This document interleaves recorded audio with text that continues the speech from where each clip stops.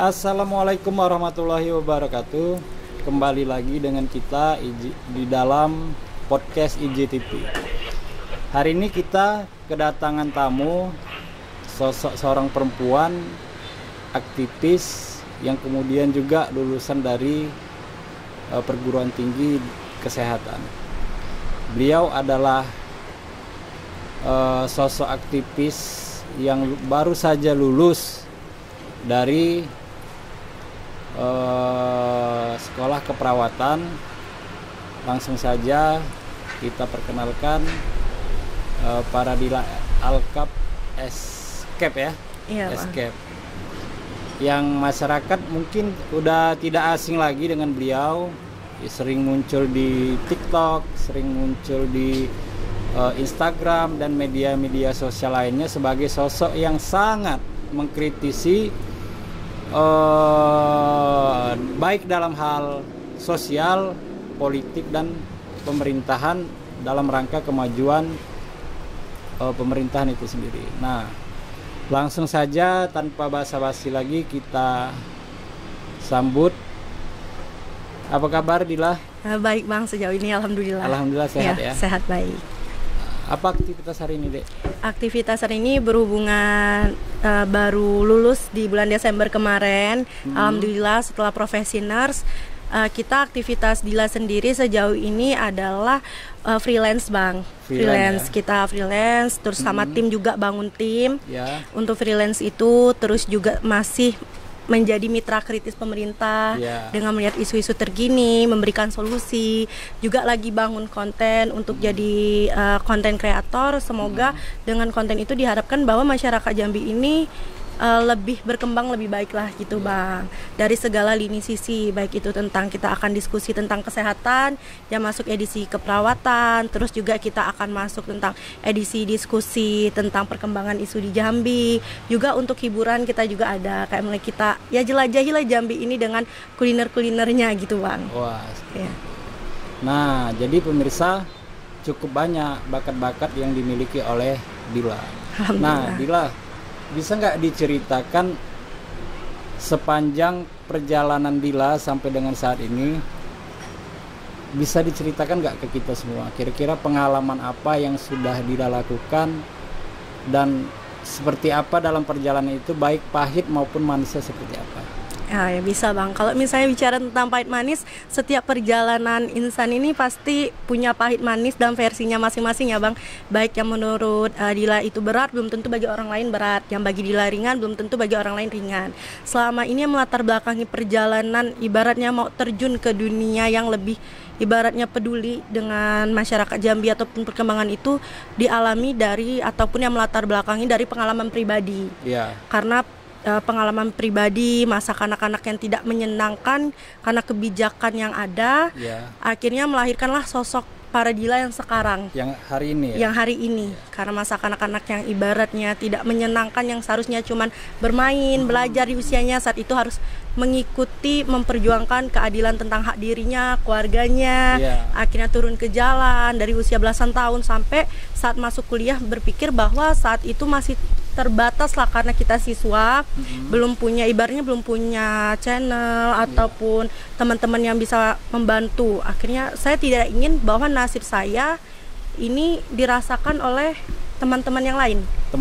Ya, itu yang melatar belakangi sampai masuk kuliah, masuk kampus. Ternyata mahasiswa ini kan agent of change Bang. Betul. Selain agent of change, dia juga pendamping masyarakat lah. Dia punya privilege untuk hal itu yang ibaratnya masyarakat lain itu nggak punya, tapi mahasiswa punya. Nah, jadi Dila memang benar-benar memanfaatkan saat jadi mahasiswa, akhirnya terjun ikut ke organisasi. Awalnya itu karena diajak senior dulu nih Bang, senior di kampus. Motivasinya dari situ ya? Ya mereka bilang kayak, Dil, kamu mau nggak ikut ini gitu kan. Akhirnya memang dari awal jadi maba, mahasiswa baru itu udah langsung ikut organisasi kan. Aturannya tuh di semester 3 baru boleh, tapi saat jadi itu langsung aja terjun yang boleh masuk. Mulailah bahas-bahas isu-isu terkini, terus membantu, ibaratnya kayak ada teman-teman yang butuh pertolongan lah channel kita, untuk itu kita bantu Bang. Akhirnya mulai aktif, terjun ke organisasi internal, lalu eksternal, ketemulah orang-orang hebat, salah satunya Abang gitu kan. Nah akhirnya masih itu memang dipakai kesempatan Bang. untuk hal ini, mulai dari turun aksi. Kalau pahit manis tuh pasti ada ya bang. Mulai dari ibaratnya beda sudut pandang dengan orang-orang, yang masyarakat, ibaratnya dikucilkan, dikritik. Tapi itu kan tetap untuk membangun kita. Belum lagi ibaratnya beda pendapat dengan teman ataupun bentuk-bentuk yang lainnya gitu. Cuman itu jadi pelajaran sih bang. Akhirnya kenal orang-orang hebat, kenal pemerintah pun juga yang ada di dalam tubuh. Karena mau bagaimanapun kita ada mitra kritis pemerintah. Saat mereka pro ke rakyat kita dukung, tapi saat kebijakannya tidak pro ke rakyat itu kita kritikin dan kita cari solusinya sama-sama agar ini bisa menguntungkan rakyat, win-win solutionnya. Disitulah akhirnya dengan teman-teman perjalanan itu nggak mudah, tapi kita nggak berhenti sampai sini. Bahkan saat sudah buka mahasiswa lagi, kita masih membuka ruang yang sebesar-besarnya untuk seluruh lapisan masyarakat, untuk teman-teman di luar yang ibaratnya membutuhkan bantuan kita, dan kita tidak akan apatis seperti itu. Nah, jadi kan begini, Dila. Ini kan perjalanan Dila ini kan cukup panjang sampai dengan hari ini.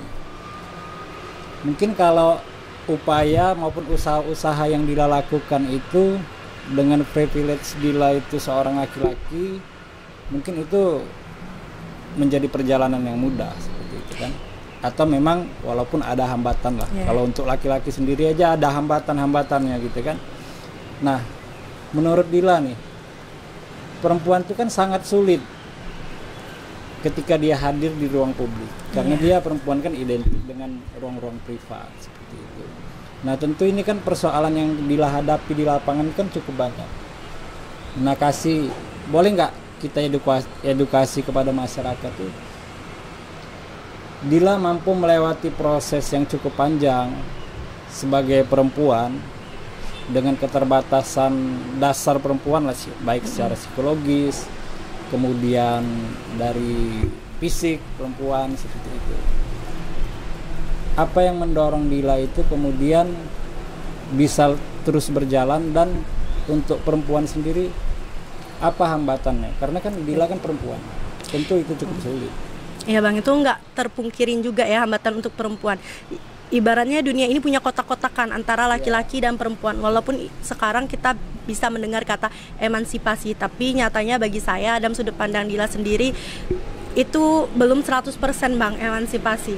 Seperti tadi dalam perjalanan sebagai mahasiswa pun, saat kita di ruang publik, ruang diskusi, bahkan gender kita sebagai seorang perempuan ini masih ibaratnya suaranya masih disedikitkan, disepelekan gitu bahasa kasarnya, kayak misalnya memberikan solusi ini seperti ini seperti ini, tapi tidak jarang itu tidak didengar dan tidak diimplementasikan. Jadi yang muncul adalah kekecewaan. Belum lagi maaf ini waktu itu pengalaman pribadi pernah saat Dila memperjuangkan hak Dila sendiri, terus juga ada beberapa teman-teman yang mempunyai ibaratnya permasalahan dan minta diperjuangkan, kita sama-sama memperjuangkan. Ada salah satu beberapa kalimat lah yang disampaikan oleh oknum, menyatakan bahwa kayak kalau kamu seperti ini, kamu perempuan, kamu tidak bisa, bahkan dibawa ke pribadi. Kalau misalnya nanti kamu menikah, belum tentu rumah tangga kamu akan berlangsung dengan idealisme. Nah, jadi di situ Dila berpikir bahwa kok lari ke pernikahan, sedangkan bisa tidak melihat bahwa perempuan itu ibaratnya harus tunduk. Memang dalam agama pun istri harus tunduk pada suami, itu kita tidak memungkirkan itu. Tapi kita berbicara di sini adalah kesetaraan kita dalam bidang politik maupun ruang publik. Itu berbeda dengan kita di rumah tangga, ruang privat. Akhirnya Dila bilang kayak, saya pun kalau memutuskan untuk menikah, saya menikah itu bukan hanya dengan tubuhnya, tapi saya menikah dengan pemikirannya. Betul. Jadi jika itu visi misinya dan pemikirannya sama dengan saya dan siap ibarat berdansa dan menikah dengan saya, maka saya akan menikahi tubuh dan juga pemikirannya. Bukan hanya sebatas itu. Di ruang privat jelas itu konteks yang berbeda dengan perempuan, tapi bukan berarti sayap-sayap perempuan itu patah karena keterbatasan ruang privat. Nah, jelas kalimat-kalimat sarkas, hinaan, semua itu diterima, itu Dila pribadi diterima saat di ruang publik. Bahkan saat memperjuangkan hak dan memperjuangkan hak teman-teman lainnya, itu sama kalimatnya. Yang membuat Dila bertahan adalah bahwa ini hanyalah beberapa oknum. Karena masih masih banyak teman-teman di sana, ibaratnya yang kayak laki-laki juga, itu banyak yang mendukung, banyak yang malah memajukan. Karena ini hanya terbentang dari mindset individu. Nah itulah yang membuat Dila tetap kayak ini harus tetap maju, karena kalau takut di Dilanya takut, Dila mundur karena seperti itu, bagaimana dengan adik-adik ataupun teman-teman yang Dila bawa, mereka juga pasti mundur. Akhirnya tidak ada lagi perempuan-perempuan yang berani bersuara karena terbatas gender itu, Bang. Nah jadi kalau di Jambi ini kan Dila ini udah nggak asing lah, kalau abang pikir gitu kan. Nah bagaimana nih menurut Dila nih, kan pernah nggak sepanjang perjalanan itu diceritakan, misalnya pernah nggak mendapatkan kekerasan secara fisik atau misalnya ancaman dari pemerintah atau dari para penegak hukum terkait kan dengan profesi Dila yang hari ini Dila lakukan kan sangat keras itu, mengkritik pemerintah tapi dengan niat kan membangun. Nah artinya sentimen-sentimen ini kan kemudian muncul. Nah bagaimana Dila melihat persoalan itu? Kalau misalnya ditanya ada atau tidaknya, ada. Ya. Tapi kita tidak bisa sebutkan bahwa ini mungkin memang dari instansi atau dari apa. Kadang bahkan yang tidak dari instansi pun ada. Entah itu permasalahan pribadi dia atau tidak senang dan sebagainya, itu ada. Nah sejauh ini kalau secara terbuka ya Bang, instansi ada beberapa yang mendukung memang. Kalau non instansi juga dari pemerintahan ya ada yang mendukung, beberapa malah lebih kayak mengarahkan ini seperti ini. Walaupun yang tidak menutup kemungkinan ada beberapa ancaman walaupun bukan dari instansi ataupun yang lain, kita kan tidak tahu di baliknya siapa. Cuman itu pasti ada, bahkan berlanjut seperti itu. Cuman yang Dila pastikan adalah kalau ini tuh sudah resiko. Saat kita berani bersuara, saat kita berani berkritik, sudah pasti ada resikonya apapun. Nah jadi dari situ Dila mulai ibaratnya menyiapkan strategi juga, siasat juga, bagaimana lebih berhati-hati dalam hal tersebut gitu, Bang. Nah menurut Dila nih, bagaimana terkait perempuan nih secara pandangan umum ya, perempuan kira-kira di Jambi lah khususnya, apakah perempuan itu mendapatkan ruang yang layak di dalam demokrasi seperti halnya laki-laki? Menurut Dila seperti apa? Dalam ruang demokrasi sejauh ini belum, Bang. Dikatakan tidak layak itu tidak juga, tapi dikatakan layak tidak, jadi belum. Belum layak karena masih ada beberapa space itu yang membatasi perempuan untuk bergerak di ruang demokrasi. Dalam hal apa? Kira-kira? Misalnya dalam hal seharusnya perempuan ini memang masuk ke sistem, menjadi anggota, menjadi pemikir bersama dengan laki-laki sejajar, tapi ada di beberapa space juga malah yang seharusnya dia menjadi pemikir, dia tidak menjadi pemikir. Zaman sekarang kita istilah dengar kata buzzer. Malah kadang perempuan itu dijadikan buzzer. Nah seharusnya itu bukanlah, kalau dalam pandangan Dila itu tidak etis. Tidak etis ya? Karena pemikiran dia itu ibaratnya pemikiran itu adalah suatu hal yang seksi dalam tubuh manusia. Nah dia bisa digunakan untuk kemajuan, tapi kenapa saat hanya terbentang gender akhirnya dia tidak mendapatkan space ataupun ruangan itu?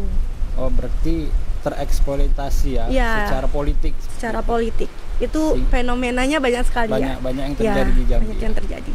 Nah kira-kira hal-hal yang demikian itu bagaimana Dila menyikapi persoalan itu kira-kira? Apa yang harus dilakukan dengan situasi hari ini? Misalnya perempuan itu dijadikan buzzer dengan segala kelebihan yang dia miliki, dan sebaiknya seperti apa gitu? Kalau menyikapi ini kita butuh kolaborasi dari semua hal yang terkait, Bang. Pertama individunya sendiri, dia harus memahami, perempuan ini harus memahami tentang kualitas dirinya. Perempuan harus memahami nilainya, value-nya sendiri. Iya, apakah ibaratnya dia memang dapat mempengaruhi orang, tapi apakah dia memang mau ingin menjadi buzzer atau memang tidak? Itu tergantung dirinya. Karena pengalaman Dila sendiri, waktu itu Dila ditawarkan, tapi Dila bilang bahwa saya tidak bisa menjadi hal itu karena saya tidak mau terbentang hanya jadi buzzer dan mengikuti. Saya ingin yang dipakai adalah pemikiran saya. Nah itu pertama tergantung individunya lagi, perempuannya lagi, apakah dia memahami tentang value-nya atau tidak. Yang kedua adalah keterkaitan dari ruang publik yang seharusnya disediakan oleh pemerintah. Ruang publik apa artinya? Ruang edukasi. Edukasi ya. Ruang edukasi pemerintah yang saat ini memang sebagai fasilitator untuk masyarakatnya seharusnya menyediakan hal itu. Jadi saat diberikan ruang edukasi, maka setiap individu itu akan menyadari nilainya. Karena individu tidak menyadari nilainya itu bukan karena dia tidak sadar, tapi tidak difasilitasi sehingga dia bingung mau kemana. Akhirnya yang menurut dia ini lebih nyaman ataupun lebih menguntungkannya dia akan ambil, berujung menurunkan kualitas dirinya sendiri. Seperti itu, Bang. Berarti dia tidak mampu melihat peluang pada value pada diri dia. Kemudian fasilitas juga kurang memadai. Nah, selanjutnya seperti ini. Nah, perempuan itu kan memiliki sesuatu yang tidak dimiliki laki-laki. Dalam artian begini, perempuan itu bisa melahirkan, kemudian perempuan itu bisa merawat anak-anak, kemudian mengedukasi anak-anak sehingga menghasilkan manusia-manusia yang pintar, kemudian yang cerdas. Nah, itu menurut hemat saya kan seperti itu. Artinya banyak orang-orang yang lahir di dunia ini kan tidak terlepas dari peran seorang ibu nih. Ibu ini kan adalah sosok seorang perempuan. Nah, artinya peran privat itu kemudian tereksplorasi ke ruang publik seperti itu kan, tanpa kita sadari seperti itu. Nah, namun dalam hal ini Abang ingin mempertanyakan, kira-kira sejauh mana peran perempuan itu di sosial dan di tengah masyarakat dalam membawa perubahan di civil society-nya. Perubahan dalam konteks yang positif seperti itu. Perempuan ini ibaratnya pondasi dalam sebuah bangunan. Kalau pondasinya bagus, maka bangunannya akan bagus juga. Tapi kalau pondasinya buruk, maka bangunannya kemungkinan hancur dan buruk. Nah, perempuan ini kalau kata Mbak Najwa Shihab, kenapa perempuan itu harus memilih saat dia bisa melakukan semuanya, bisa jadi ibu rumah tangga, bisa jadi di ruang privat dia bisa jadi wanita karir, bisa ikut serta dalam sistem masyarakat. Nah, kenapa dia harus memilih saat dia semuanya bisa? Ini keunikan perempuan itu sih, Bang.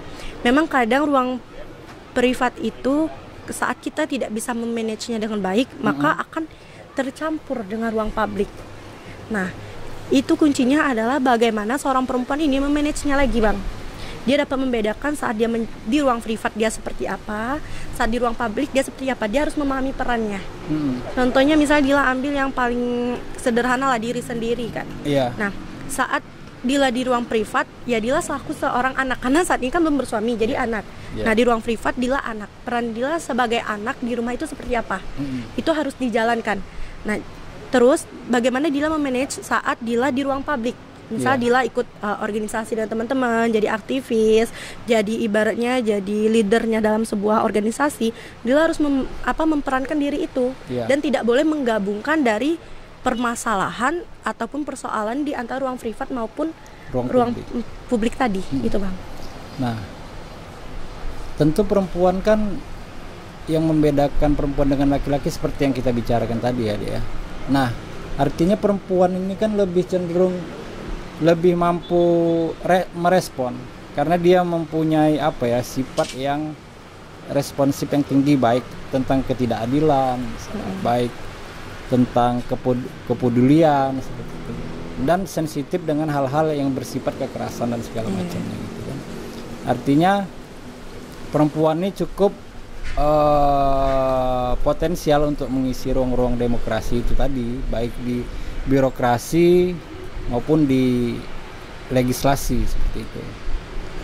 Nah, pertanyaan yang menjadi pertanyaan kita, apakah perempuan itu sudah mendapatkan tempat yang pantas, baik di birokrasi, di Jambi kita katakan seperti itu, di struktural maupun di ruang politik?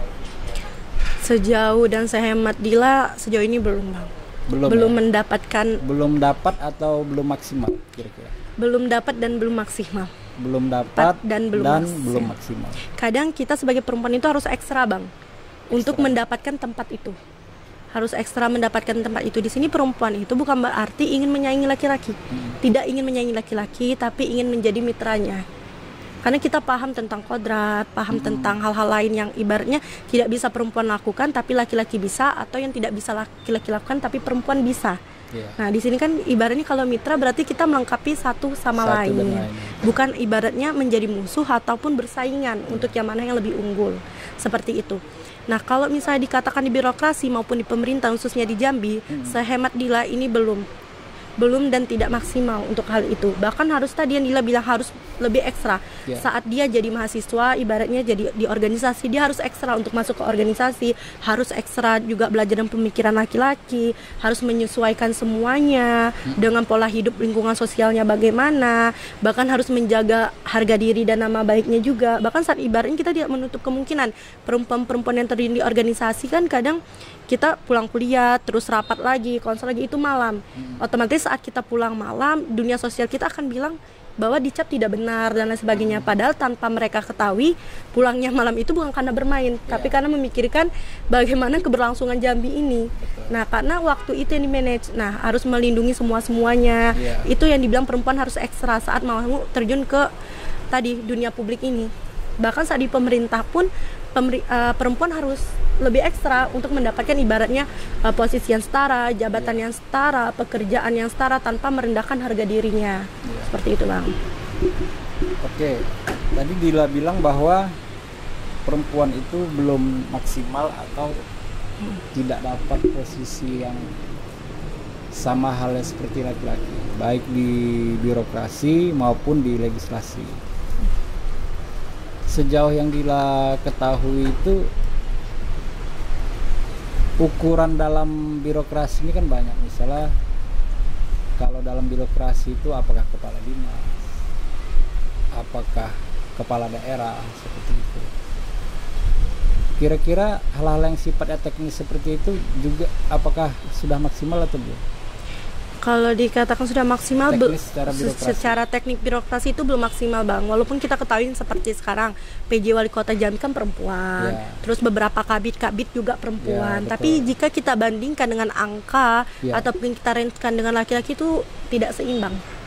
Bahkan misalnya ada suatu formasi ataupun posisi di suatu bagian lah, bahkan itu bisa jadi laki-lakinya 6, perempuannya 1 atau 2. Nah, itu juga mungkin ada beberapa faktor yang menyebabkan hal itu. Tapi jika dikatakan seimbang dan maksimal, itu belum maksimal. Sedangkan kalau kita totalkan jumlah perempuan mungkin lebih banyak daripada laki-laki. Oh, untuk di Jambi ini kira-kira pertumbuhan perempuan populasinya mana lebih banyak? Lebih banyak perempuan. Lebih banyak. Ya, sejauh ini yang Dila tahu. Nah, bagaimana misalnya kan? Bagaimana upaya maupun usaha yang harus dilakukan perempuan untuk perempuan di usia Dila nih, menjelang ke depan ini dengan situasi menurut kacamata Dila belum ada kesetaraan antara perempuan dan laki-laki di ruang publik. Upaya dan daya juang seperti apa yang harus dilakukan perempuan sehingga hal demikian itu bisa tercapai? Pertama tadi berbicara ruang publik dengan tidak adanya ataupun belum maksimalnya kesetaraan tadi, Bang, di ruang publik. Pertama adalah dengan meningkatkan kualitas. Kenapa dikatakan kualitas? Bisa jadi salah satu faktor alasan kenapa laki-laki lebih banyak daripada perempuan, mungkin kualitas laki-laki tadi, Bang, ibaratnya lebih baik daripada perempuan atau bagaimana, walaupun tidak menutup kemungkinan kualitas perempuan juga baik. Tapi kenapa bisa kualitas itu tidak baik? Satu, balik lagi ke permasalahan sebelumnya, fasilitas yang tidak tersedia. Ya, ataupun belum maksimal, ada tapi tidak maksimal. Oke. Kalau kita menyangkut fasilitas kan seperti ini. Kalau laki-laki kan lebih sifatnya itu kan patriarki misalnya. Ingin lebih berkuasa lah dari perempuan. Itu kan sifat alamiah.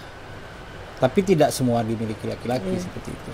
Apakah itu salah satu faktor sehingga kehadiran perempuan di ruang publik ini terkesan seolah dimanipulasi dan dibatasi? Kira-kira ada nggak pikiran seperti itu? Bisa jadi, Bang. Itu bisa jadi, tidak menutup kemungkinan. Kalau hipotesis seperti itu kan bisa saja terjadi. Nah, tinggal perempuannya lagi menyikapi bagaimana daya saing diri dia. Karena dalam Quran pun udah jelaskan bahwa Allah tidak akan mengubah nasib suatu kaum jika kaum itu tidak berubah. Sama halnya dengan perempuan, maka jika perempuan itu tidak ingin berubah, dia tidak akan berubah. Nah, jadi tadi balik untuk biar daya saingnya seimbang dengan laki-laki adalah perempuan harus lebih ekstra meningkatkan kualitas dirinya. Saat kualitas dirinya sudah baik, maka dia harus mengenali dirinya. Itu poin pertama, mengenali dirinya, value-nya, ningkatin kualitas. Dari meningkatin kualitas, keluar dari cangkangnya. Keluar dari cangkangnya artinya tidak terkekang lagi dengan stigma-stigma, dia harus membentengi dirinya itu. Oh, berarti harus peningkatan kapasitas Iya, individu dari Individu. perempuan itu, sehingga keterwakilan perempuan itu memang dirasa penting di tengah Dirasa masyarakat. penting. Nah, kemudian itu kira-kira nih seperti apa? Pemerintah itu seharusnya seperti apa khusus di Jambi nih? Apa kira-kira yang harus dilakukan pemerintah sehingga perempuan itu benar-benar mendapat tempat yang selayaknya? Fasilitas apa yang harus disiapi pemerintah kira-kira? Selain sebelum menyediakan fasilitas apa yang layak untuk perempuan, yang pemerintah harus pahami itu menurut Dila adalah permasalahan perempuan di Jambi ini apa. Oh, Pemerintah harus mengenal masyarakatnya. diidentifikasi terlebih dahulu ya? Diidentifikasi. Pemerintah harus mengenal masyarakatnya, khususnya perempuan itu di Jambi. Bagaimana, apa permasalahannya, lalu bagaimana solusinya. Setelah itu baru disediakan. Disediakan ini kan artinya kita pertama itu ada mengidentifikasi masalahnya seperti apa. Ya. Kedua, kita bagan-bagankan masalahnya ini apa saja. Ketiga, pemerintah harus memberikan intervensi. Tadi menyediakan ruang publik. Dalam bentuk kebijakan ya? Dalam bentuk kebijakan. Kebijakan itu harus Bang, karena kalau cuman secara verbal ataupun Iya. secara yang lain tanpa ada kebijakan itu tidak akan ibaratnya menjamin. Iya. Nah, jadi Tapi kan gini lagi Dil, ini kan politik ini. ya Biasanya kepala daerah cenderung misalnya memberikan statement-statement yang mungkin menggembirakan gitu kan. Nah, karena kan itu pemerintah itu kan apalagi kepala daerah itu kan jabatan politik. ya Iya kan? Nah, artinya bisa saja mungkin secara bahasa politik beliau mendukung, akan memberikan fasilitas, tapi pada kenyataannya kan mungkin iya, mungkin tidak seperti itu. Nah. Apakah itu dapat direspon atau tidak oleh yang di bawah-bawahnya lagi seperti itu. Bang tadi perempuannya lagi yang harus dia memang benar-benar antara hubungan antara pemerintah dengan perempuan ini ataupun ibaratnya kaum hebat perempuan ini yang bergerak Bang. Pemerintah tadi harus paham perempuan itu apa, permasalahannya apa. Terus pemerintah juga harus paham siapa ibaratnya tokoh-tokoh perempuan itu dari segala lini usia dan segala lini daerah lah, mau itu daerah kota Jambi maupun itu sampai ke pelosok-pelosok di Jambi ini. Mereka harus paham siapa tokoh-tokohnya, karena ibarat dari tokoh inilah tercipta kader. Tercipta kader mereka yang akan ibarat tadi yang di bawah-bawah kan tidak bergerak, ibaratnya pemerintahnya ataupun kepala daerah sudah menurunkan kebijakan. Kepala daerah ini ibaratnya satu orang dibagi beberapa tugas, ibaratnya tugas negara ini kan. Nah, itu tidak bisa. Jadi dia butuh memang tokoh-tokoh perempuan ini untuk menjadi kadernya. Memang dirangkul Bang. Memang dirangkul, bukan dijadikan musuh, bukan dijadikan oposisi ataupun bukan dijadikan koalisi lah. Oposisi dan koalisi itu tidak usah kita bicarakan. Kalau memang untuk Jambi, kita harus jadi mitra tadi, mitra kritis. Terlepas dari dia oposisi atau koalisi, dirangkul sama-sama dari situ buat kebijakan. Akhirnya satu persatu permasalahan itu setelah diberikan intervensi itu akan terrealisasikan dengan implementasinya. Mungkin kualitas dari permasalahan itu pun dapat berkurang, kuantitasnya akan berkurang, yang meningkatkan kualitas. Seperti itu Bang. Kan jadi kalau misalnya perempuan Jambi berkualitas, yang untung siapa? Jambi juga kan. Artinya jadi aset gitu kan? Iya, jadi aset. Nah, sejauh ini menurut Dila fasilitas apa aja sih yang harus disiapin pemerintah agar perempuan itu untuk menyiapkan generasinya paling tidak 10 tahun atau 20 tahun ke depan tuh, sehingga dia bisa muncul di ruang publik tuh secara sempurna lah sama seperti halnya laki-laki. Pertama kita cuma butuh ruang diskusi dan ruang fasilitas Bang. Artinya ruang diskusi memang di sana disediakan untuk berbagai kalangan usia dan daerah, memang sama-sama sesuai dengan kearifan lokal masing-masing. Sesuai kearifan lokal masing-masing. Terus sesuailah dengan apa yang dibutuhkan di daerahnya masing-masing, bagaimana membangun anak-anaknya di daerah masing-masing. Itu dibutuhkan ruang diskusi. Ruang diskusi ini bukan cuma difasilitasi Bang, ibaratnya sudah dibuat tapi memang diawasi sehingga ada evaluasi ataupun ada outputnya dari ruang diskusi tersebut. Disokong lah semuanya, itu sebenarnya hanya itu yang dibutuhkan Bang. Ya, jadi kan kalau kita lihat ini kan Dil, Jambi ini kan banyak kearifan lokal yang cukup mumpuni lah kalau misalnya dieksplor keluar kan. Artinya media yang paling tepat itu kan perempuan ini kan memiliki sisi marketing itu yang cukup tinggi sebenarnya ya. Kalau misalnya kita berpikir bagaimana pemanfaatan potensi dari perempuan itu sendiri, menurut Dila tuh apakah tepat nggak kira-kira kearifan lokal tuh misalnya perempuan tuh benar-benar diajarkan, misalnya bagaimana sih menjadi pengrajin batik, kembali kepada lokalisasi wisdom daerah masing-masing tuh dididik, kemudian mengeksplor atau hal-hal lain yang berkaitan tentang kekayaan maupun kepribadian di Jambi inilah, seperti itu. Iya bang. Fasilitas seperti itu kira-kira perlu nggak kira-kira? Kalau itu perlu bang, perlu kita memfasilitasi hal itu, perlu dengan kearifan lokal. Tapi jangan lupa bahwa perkembangan zaman ini terus maju bang. Ya. Artinya apa? Kita modernisasikan. Modernisasi ya. Ya, jadi antara kearifan lokal dan perkembangan zaman itu, apalagi sekarang kita mau memasuki 5.0, Ya. nah itu harus diseimbangi. Belum lagi kita nanti 2045 Indonesia Ya, emas. udah Nah masuk itu Indonesia emas. kita pun udah memasuki kan 2025 2030 ini bonus demografi. Bonus demografi. Dengan banyaknya usia-usia produktif, Ya. pasti perempuannya juga dalam usia-usia produktif kan. Nah itu harus memang difasilitasi tadi, digabungkan antara kearifan lokal per daerah, dan jangan lupa tadi peran pemerintah untuk fasilitatornya dalam Ya. kemajuan teknologi sekarang. Jadi itu kolaborasi sih pentingnya bang. Oh ya, sekarang ini kan di dunia ini kan memang isu kolaborasi kan, lagi Iya, kolaborasi. Nah, menurut Dila nih, kalau kita dalam sudut pandang politik nih, populasi di Jambi ini kan cukup tinggi kan, Ya cukup tinggi. secara kuantitatif ya, jumlah perempuan. Nah tentu kalau kita ini sedikit lah kita berbicara politik, kira-kira dengan populasi perempuan yang lebih dominan dibandingkan laki-laki ini, kira-kira dalam demokrasi musiman lah, kita demokrasi musiman, pemilihan kepala daerah, pemilihan ke legislatif, kira-kira itu potensi nggak bagi perempuan? Itu sebuah sumber daya nggak bagi perempuan sehingga bisa hadir di ruang-ruang politik? Dikatakan iya, dikatakan tidak. Kenapa bang? Karena kalau misalnya demokrasi musiman ini, biasa kita hanya mekar saat itu. Iya ya. Hanya mekar saat itu. Setelah itu kita tidak mekar kalau kita tidak pandai-pandai memanfaatkan situasi. Iya. Nah, jadi itu kurang efektif kalau bagi Dila bang. Iya, Untuk ya. demokrasi musiman itu kurang efektif untuk perempuan. Kadang bahkan merugikan perempuan itu sendiri karena jadi alat politik. Oh, jadi alat politik. Jadi alat politik itu yang ya. itu yang selalu Dila edukasikan ke rekan-rekan atau yang Iya. lain.